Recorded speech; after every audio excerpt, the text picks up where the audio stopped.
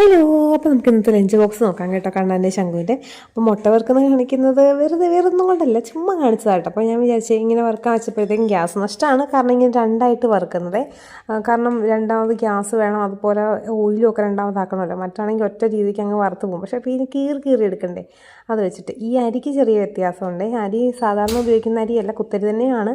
പക്ഷേ ഇത് ഭയങ്കര വലുതാണ്. തൊട്ടപ്പുറത്തെ കടയിൽ നിന്നാണ് വാങ്ങിച്ചത്. ഭയങ്കര വലുതന്നെ.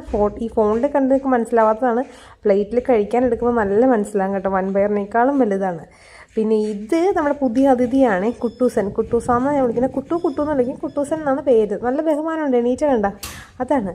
അപ്പം ഇവനെ എടുക്കുന്ന സമയത്ത്, കുട്ടൂനെ എടുക്കുന്ന സമയത്ത് ഞാനിവിടെ കറിയൊക്കെ വെച്ച് കഴിഞ്ഞ് ചെക്കൻ അവനെ എടുക്കാൻ പോകുന്നത് ഞാൻ കണ്ടില്ല.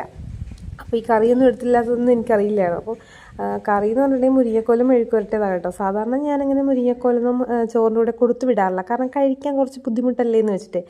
പക്ഷേ ഒരു ദിവസം ഉണ്ടാക്കി കറിക്ക് വേറെ ഒന്നുമില്ല, ഞാൻ മുരിങ്ങക്കോല് മാത്രമേ ഫ്രിഡ്ജിലുണ്ടായിരുന്നുള്ളൂ. അപ്പം ഞാൻ മുരിങ്ങക്കോൽ ഇങ്ങനെ മെഴുക്കുവരട്ടി അപ്പോൾ നല്ലതാണ് എന്ന് പറഞ്ഞു പോയി.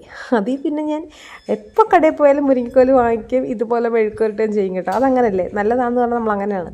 പിന്നെ കണ്ണൻ്റെ പാത്രത്തിലെല്ലാം വയ്ക്കും. ശംഖുവിന് മാത്രം പ്രത്യേകം ഒരു കറിപ്പാത്രത്തിലൊക്കെ സെറ്റ് ചെയ്യും കേട്ടോ. കാരണം അവൻ വൃത്തിയുള്ളവനാണ്, കൊണ്ടുപോയാൽ തിരിച്ച് കൊണ്ടുവരും. കണ്ണൻ അങ്ങനെയല്ല, കൊണ്ടുപോയ പാത്രം എവിടെയെങ്കിലും കളഞ്ഞിട്ട് പോരും. എത്ര നല്ല പാത്രമാണ് കളഞ്ഞിരിക്കണമെന്ന് അറിയോ. അതുകൊണ്ട് കണ്ണനെല്ലാം ചോറ്റുപാത്രത്തിനകത്തും. ശംഖുവിന് ചില കറിയൊക്കെ ഇങ്ങനെ ഇതുപോലെ വേറെ ആക്കി കൊടുക്കും കേട്ടോ. അപ്പോൾ ഇന്നത്തെ കറിയൊക്കെ ഏകദേശം ഇത്രയേ ഉള്ളൂ. വലിയ സെറ്റപ്പായിട്ടുള്ള കറികളൊന്നുമില്ല. പിന്നെ വഴിയെ നമുക്ക് വലിയ സെറ്റപ്പായിട്ടുള്ള കറിയൊക്കെ കൊണ്ടുവരാം. അപ്പോൾ ഇന്നത്തെ വീഡിയോ ഇത്രയേ ഉള്ളൂ കേട്ടോ. നെക്സ്റ്റ് വീഡിയോ കാണുന്നവരെ ബൈ.